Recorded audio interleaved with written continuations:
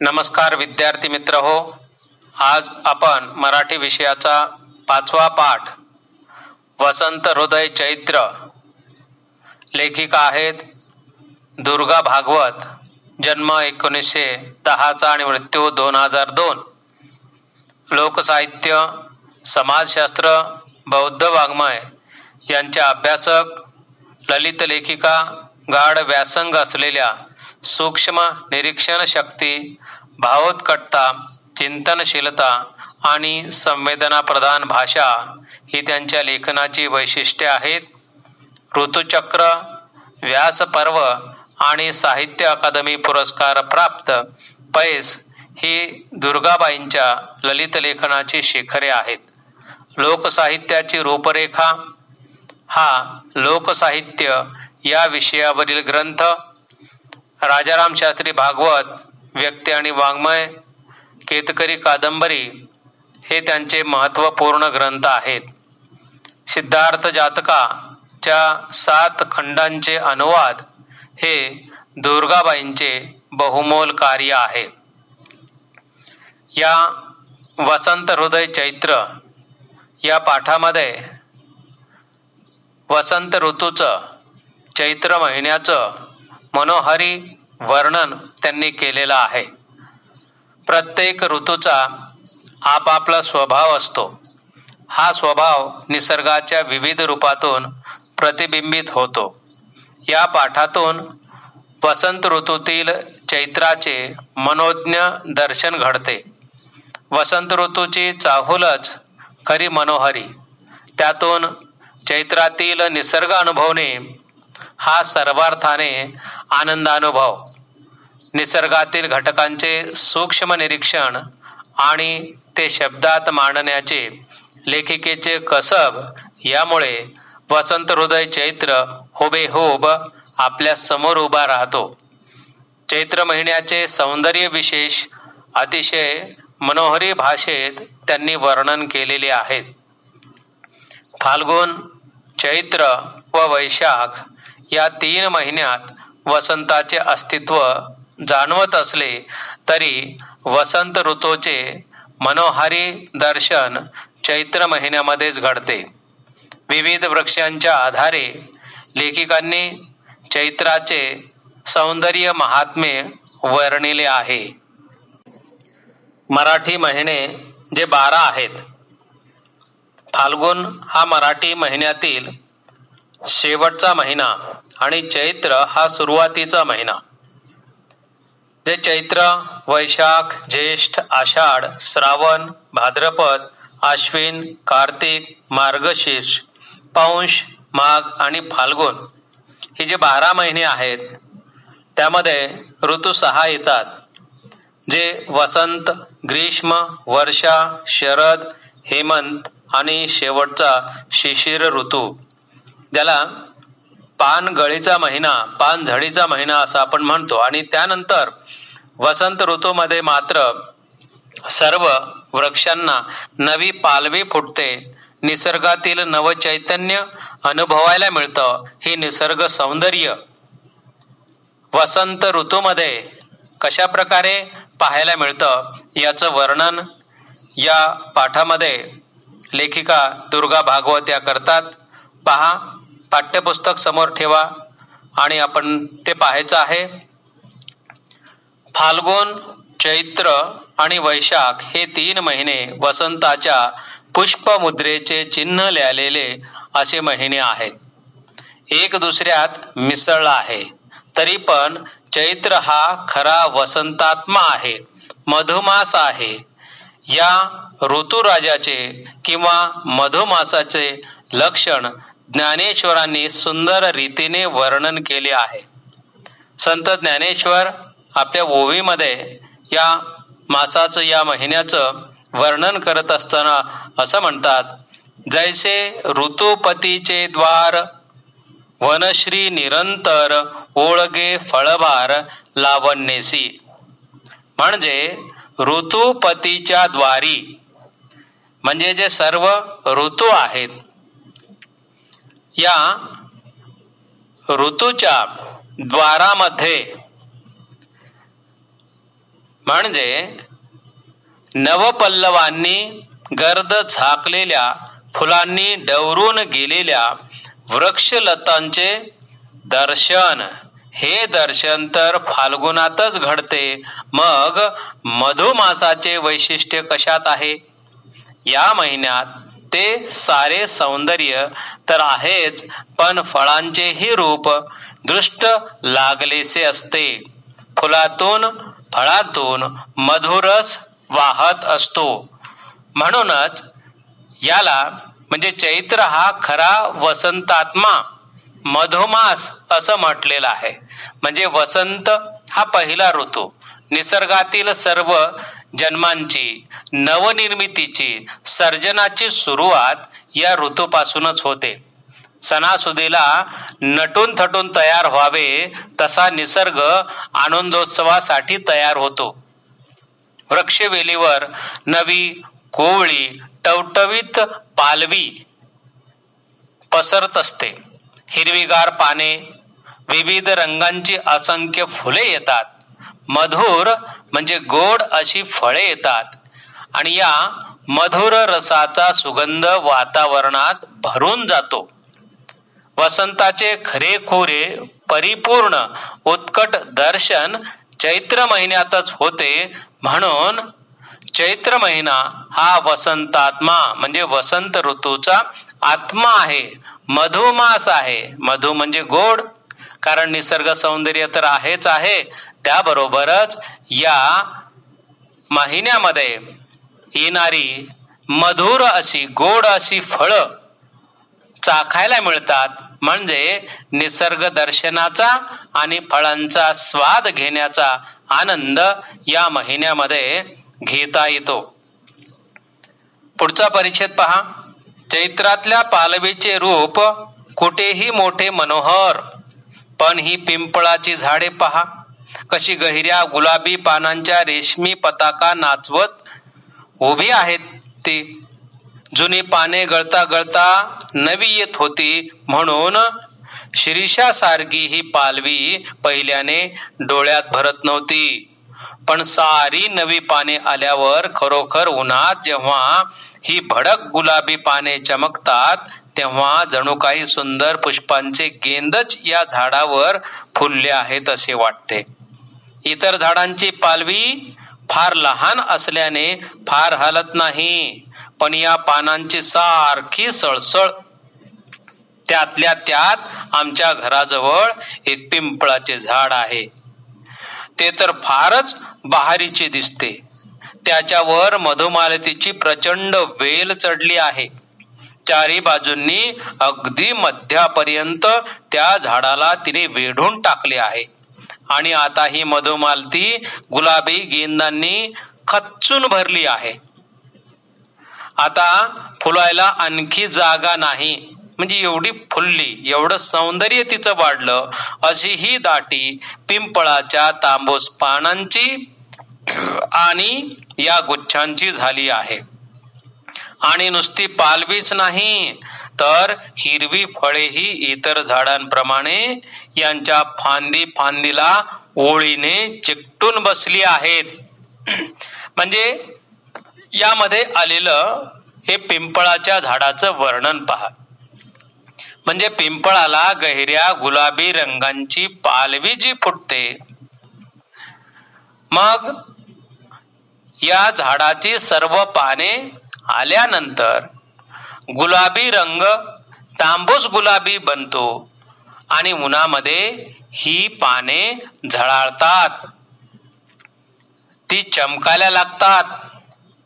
या झाडाचं सौंदर्य तर वाढतच वाढतं, परंतु लेखिकेच्या घराजवळ जे पिंपळाचं झाड आहे त्या झाडावर असलेली मधुमालतीची वेल, या मधुमालतीच्या वेलीची नवीन पालवी ती सुद्धा गुलाबी रंगाची.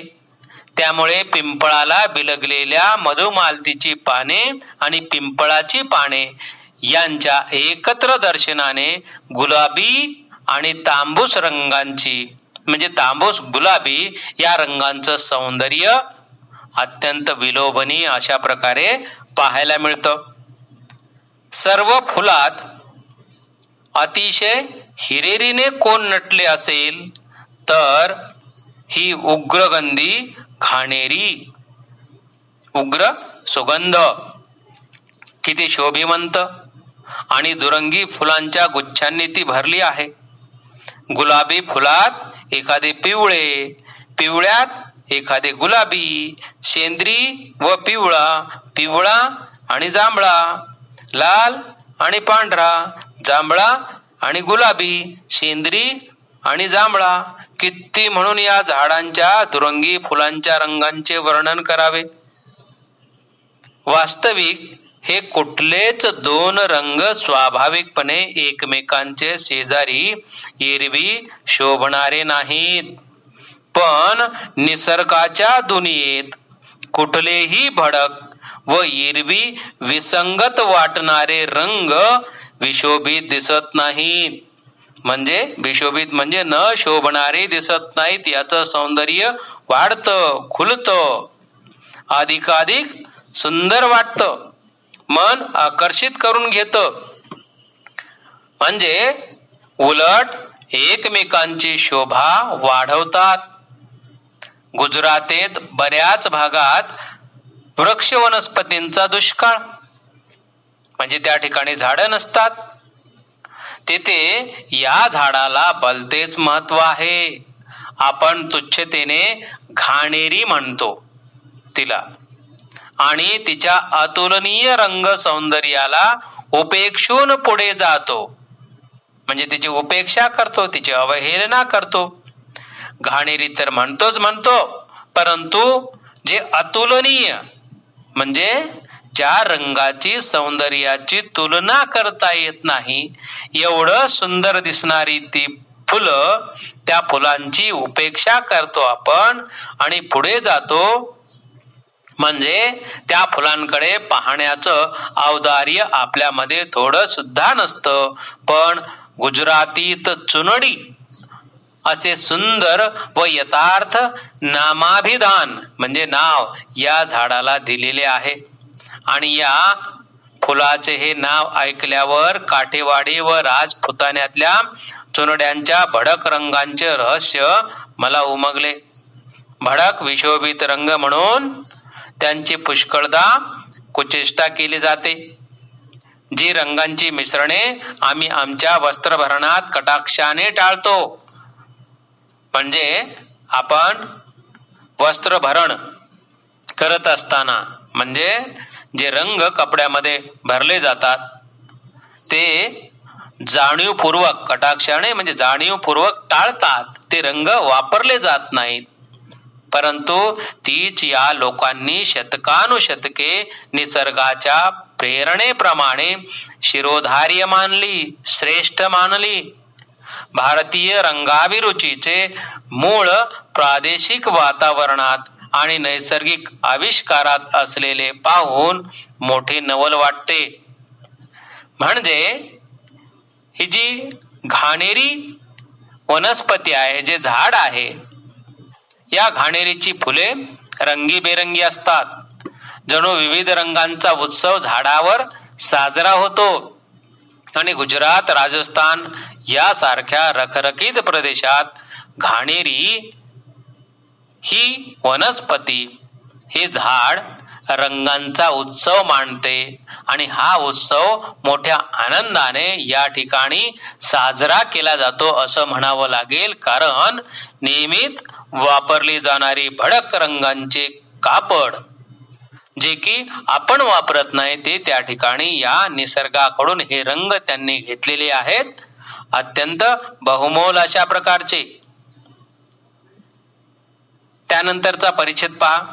तशीच ही माडाची आणि सुरमाडाची झाडे. माड म्हणजे नारळाची झाड, सुरमाड म्हणजे माडाची एक जात. माडाची झाडे बारमहा हिरवी आणि फळांनी भरलेली दिसतात. पल्लवांचा नखरा त्यांना माहीतच नाही जसा. पण फाल्गुन लागला की त्यांच्या माथ्यावर अधिक फिक्या रंगांचे जावळ भुरभुरल्यासारखे वाटते. त्यांच्या पानांच्या गाभ्यातून वाढलेल्या नारळांच्या लंगरांच्या वर होडीच्या आकाराचे पेव फुटते आणि त्या सुक्या कळकट पेवातून वेताच्या रंगाच्या फुलांच्या लोंब्या बाहेर पडतात. म्हणजे भरपूर अशा प्रकारचे होडीच्या आकाराचे आणि त्यामध्ये नारळाचे जे काही लंगर आहेत होडीच्या आकाराचे भरपूर अशा प्रकारचे, म्हणजे त्याला जी फुलं येतात तीही अशा प्रकारची छोटी छोटी अशी लोंब्यासारखं ते बाहेर पडतात. चैत्राच्या मध्यापर्यंत या लोंब्या दिसतात, लोंबत असलेल्या. आणि ही फुलं याचं सौंदर्य, नारळाची फुले निर्गंध आणि टणक, म्हणजे याला कसल्याच प्रकारचा गंध नाही, मऊ नाहीत, म्हणजे टणक आहेत. पण झाडाखाली पडलेल्या फुलांच्या राशीतून 4-2 फुले उचलून घेऊन जरा निरखून पहा, त्याचा तो टणकपणा तुम्हाला बोचणार नाही. पाकळ्यांच्या गुळगुळीत स्पर्शाने बोटे सुखावतात. 3 पाकळ्यांची फिक्या पिवळ्या रंगांची ही फुले, आत तशाच रंगांच्या केसरांची दाटी. 3 पाकळ्यांचा हा फुलांचा पेला पाहून, त्यांच्या आकाराचे सौंदर्य पाहून तुम्ही मुग्ध झाल्याखेरीज राहणार नाहीत. प्रचंड नारळाचे हे नखा एवढे फूल पाहून मोठी गंमत वाटते.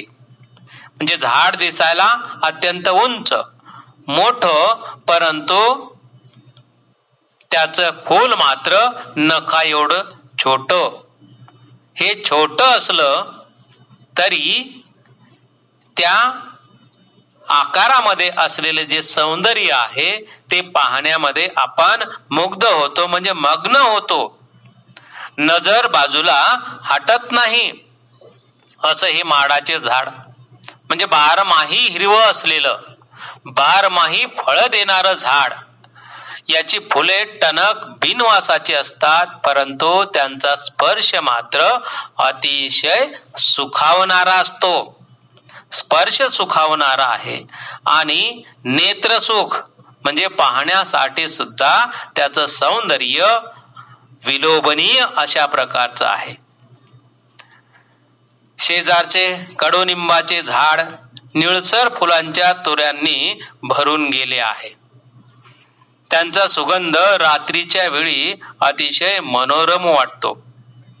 त्याच्या शेजारीच कडवट उग्र वासाचे करंजाचे झाडही सबंध फुलले आहे. करंजाच्या फुलाचे रूप अलौकिक असते. अगदी नखा एवढी कळी, करंजीच्याच आकाराची, पांढरी हिरवी, पण फूल उमलले की किती निराळे दिसते. आत एक निळी जांभळी नाजूक सुंदर कळी आणि तिच्या डोकीवर अर्धवर्तुळ अशी पांढरी टोपी. जणू काही टोपडे घातलेला बाल घनश्यामच या फुलांच्या रूपात अवतरला आहे. रस्त्यावर पडलेला या फुलांचा खच फार रमणीय दिसतो. म्हणजे फुलांच्या राशी, फुलांचे ढीग खचच्या खच या वृक्षाखाली पाहायला मिळतात. आणि जणू काही टोपडे घातलेला बाल कृष्ण या फुलांच्या रूपामध्ये अवतरलेला आहे, अशा प्रकारचं ते सौंदर्य. तर या ठिकाणी कडुनिंबाच्या झाडाचंही वर्णन आलेलं आहे. कडुनिंबाचं झाड हे आपल्या परिसरामध्ये मोठ्या प्रमाणामध्ये पाहायला मिळतं. या फुलांचे निळसर अशा प्रकारचे तुरे येतात. या फुलांचा सुगंध रात्रीच्या वेळी पसरतो. आपण पहा, पाडव्याला जी गुढी उभारतो, या गुढी उभारत असताना याची पाने आणि फुले आपण वापरतो. खाण्यामध्ये सुद्धा त्याचा वापर आपण करतो. या झाडाचं आयुर्वेदामध्ये अतिशय महत्व आहे. अतिशय आरोग्य चांगलं ठेवणारं हे झाड आणि याचं सौंदर्य,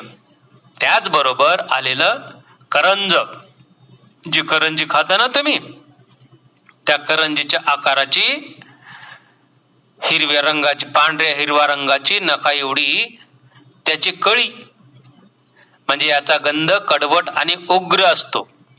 फूल मात्र अलौकिक, अतिशय सुंदर.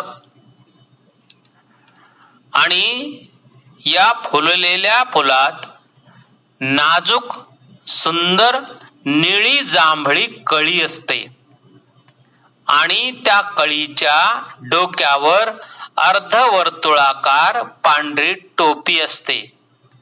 त्यामुळे लेखिकेने ते पाहत असताना बाल घनश्यामच दिसतो आहे असं वर्णन केलेलं आहे. ती प्रतिमा आपल्या डोळ्याच्या समोर उभी राहते. त्यानंतर चैत्रातल्या पर्णशोभेचे आणि फळशोभेचे वर्णन आंब्या फणसाशिवाय पूर्ण होणार नाही. वसंताशी पौषा अखेरीपासूनच मोहरून सहकार करणारे हे आंब्याचे झाड, लांब लचक देठांना लागलेले कैऱ्यांचे हिरवे गोळे वाऱ्याबरोबर झोके घेत असताना किंवा पोपट किंवा कावळे त्या पाडाला लागले आहेत की नाही हे पाहण्याकरिता त्यांना चोचीने प्रहार करतात, तेव्हा मोठी मौज दिसते. गावाबाहेरच्या झाडांतून कोकिळांचे कुंजनही बहुधा याच झाडावर चालत असते. कैऱ्या जून झालेल्या असतानाच एकीकडे पाने झडत असतात, पण झाड वृक्ष असे कधीच दिसत नाही. म्हणजे कैऱ्या असो, फळ असो नसो, त्याची पानंही बहरलेली दिसतात, हिरवीगार दिसतात. म्हणून हे झाड वृक्ष कधीच दिसत नाही. चैत्रात याही झाडाला पालवीचे घोसच्या घोस लागतात आणि कैऱ्यांबरोबर तेही झोके घेतात. मागातले मोहरांच्या झुपक्यांनी भरलेले व सुगंधाने दरवळलेले झाड सुंदर की आताचे हे सांगणे कठीण आहे. म्हणजे माघ महिन्यातील दिसणारं झाड आणि चैत्रामध्ये दिसणारं झाड, या दोन्ही झाडांमध्ये असलेलं सौंदर्य हे तितकंच विलोभनीय अशा प्रकारचं असतं. आंबा हा फळांचा राजा आहे. पौष महिना संपता संपता आंब्याला मोहर येतो. चैत्रामध्ये कैऱ्या येतात. वसंताच्या उत्तर काळामध्ये आंबे पिकायला लागतात. आणि हे झाड, हे आंब्याचं फळ सर्वांच्या आवडीचं तर आहेच आहे, परंतु हे हिरवेगार डेरेदार झाड सर्वांना आकर्षित करणारे आहे. हे झालं आंब्याचं. आता फणस, कोकणचा अत्यंत महत्वाचा हा वृक्ष. आणि फणस त्याला नजरेत भरण्यासारखी पालवी नसली तरी तेही टवटवीत दिसते आहे. आणि त्याची फळे पायापासून डोकीपर्यंत लादली गेलेली नजरेत भरत आहेत. फणसाला फुले धरत नाहीत, तर पौष मागात त्याला हिरवे कोके येतात, फुगीर मिरची सारखे. मग एक एक कोका दुबंगतो, वरचे टरफल तपकिरी होऊन गळते. आतला हिरवा फणस गुळगुळीत तुकतुकीत असतो तो सुरुवातीला. मग काही दिवसांनी त्यावर खसखशी सारखे बारके दाणे दिसू लागतात. ते दाणे वाढून पांढऱ्या किडीसारखे तंतू बनतात. त्यांच्या खालून काटे वाढतात आणि ते तंतू गळले की संपूर्ण अवयवांनी युक्त पण आकाराने मोसुंब्या एवढा फणस तयार होतो. अगदी बुंध्यापासून ते धरतात. कधी कधी फळ अर्धे मातीत पण गाडले जाते. म्हणजे त्या फळाच्या बुंध्याला आणि शेवटच्या फांदीला सुद्धा याची फळं लगडलेली असतात. म्हणून या फणसाला कुटुंब वत्सल असं म्हटलेलं आहे. कुटुंब वत्सल इथे फणस हा कटी खांद्यावर घेऊन बाळे, म्हणजे खांद्यावर कमरेवर जसा कुटुंब वत्सल व्यक्ती आपल्या बालकांना घेऊन फिरतो, तशा प्रकारे ही फळं अंगा खांद्यावर घेऊन बहरणारा फणस हा वृक्ष, सदा सर्व काळ टवटवीत राहणारे हे झाड, याला अंगभर फळे लटकतात. या फणसाला फुले येत नाहीत, तर काय येतात? हिरवे कोके येतात आणि त्यातून पुढे फणसाचे फळ तयार होते. शेवटचा परिच्छेद पहा. या पाठाचा वसंत ऋतूचा हा निसर्गामध्ये असलेला सौंदर्याचा परिपूर्ण अशा प्रकारचा जो भाग आहे तो याच्यामध्ये आलेला आहे. रूप रस गंधमय, रूप रस गंधमय म्हणजे रूपाने सुंदर, रसदार, चवदार, गंध म्हणजे सुगंध, हा त्रिवेणी संगम या चैत्र महिन्यामध्ये वसंत ऋतूमध्ये झालेला असतो.